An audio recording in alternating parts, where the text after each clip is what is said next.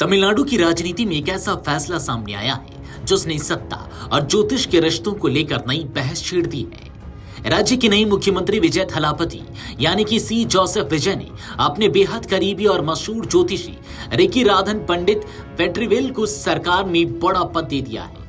विजय सरकार ने उन्हें मुख्यमंत्री का विशेष कार्याधिकारी यानी कि ओएसडी नियुक्त किया है। यह फैसला सामने आते ही तमिलनाडु की राजनीति में हलचल तेज हो गई है। सरकार की ओर से जारी आधिकारिक आदेश के मुताबिक रिकी राधन पंडित वेट्रीवेल अब राजनीतिक तालमेल और मुख्यमंत्री कार्यालय से जुड़े अहम मामलों को संभालेंगे। आदेश में साफ तौर पर कहा गया है कि उनकी नियुक्ति उनके कार्यभार संभालने की तारीख से प्रभावी मानी जाएगी। साथ ही यह भी कहा गया है कि उनकी सेवा से जुड़ी बाकी शर्तें बाद में अलग से जारी की जाएंगी। इसमें दिलचस्प बात यह है कि विजय ने इस महत्वपूर्ण पद के लिए किसी वरिष्ठ नौकरशाह या अनुभवी राजनीतिक सलाहकार को नहीं चुना, बल्कि अपने पारिवारिक ज्योतिषी पर भरोसा जताया है। यही वजह है कि अब इस फैसले की चर्चा सिर्फ राजनीतिक गलियारों में ही नहीं, बल्कि सोशल मीडिया और आम लोगों के बीच हो रही है। दरअसल रिकी राधन पंडित वही ज्योतिषी बताए जा रहे हैं जिन्होंने करीब 1 साल पहले ही यह भविष्यवाणी कर दी थी कि विजय राजनीति में बड़ी सफलता हासिल करेंगे और तमिलनाडु के मुख्यमंत्री बनेंगे।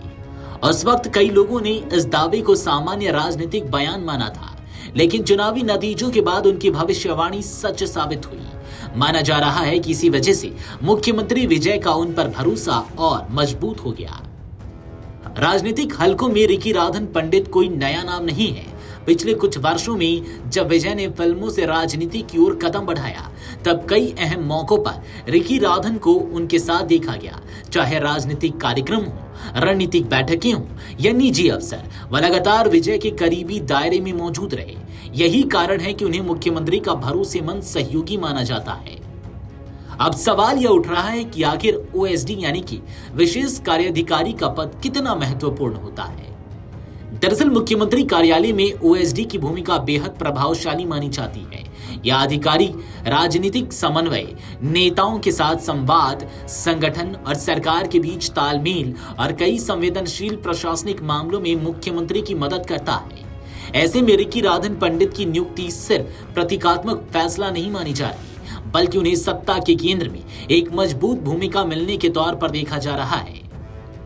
मुख्यमंत्री कार्यालय से 12 मई को जारी नोट के बाद इस नियुक्ति पर अंतिम मुहर लगी। इसके बाद विपक्षी दलों ने भी इस फैसले पर सवाल उठाने शुरू कर दिए हैं। कुछ लोग इसे व्यक्तिगत भरोसे का मामला बता रहे हैं, तो कुछ इसे प्रशासनिक पदों के राजनीतिक और निजीकरण का उदाहरण दे रहे हैं। हालांकि विजय समर्थकों का कहना है कि मुख्यमंत्री को अपनी टीम चुनने का पूरा अधिकार है और अगर कोई व्यक्ति लंबे समय से उनका भरोसेमंद रहा है तो उसे जिम्मेदारी देना गलत नहीं है। लेकिन इस फैसले ने इतना जरूर साफ कर दिया है कि तमिलनाडु में विजय सरकार अपने फैसलों से लगातार अलग और चौंकाने वाला राजनीतिक संदेश देने की कोशिश कर रही है। वीडियो डेस्क अमरउजाला.com। अगर आप ये वीडियो YouTube पर देख रहे हैं तो हमारे चैनल को सब्सक्राइब कर बेल आइकन दबाएं और Facebook पर देख रहे हैं तो हमारे पेज को लाइक करें।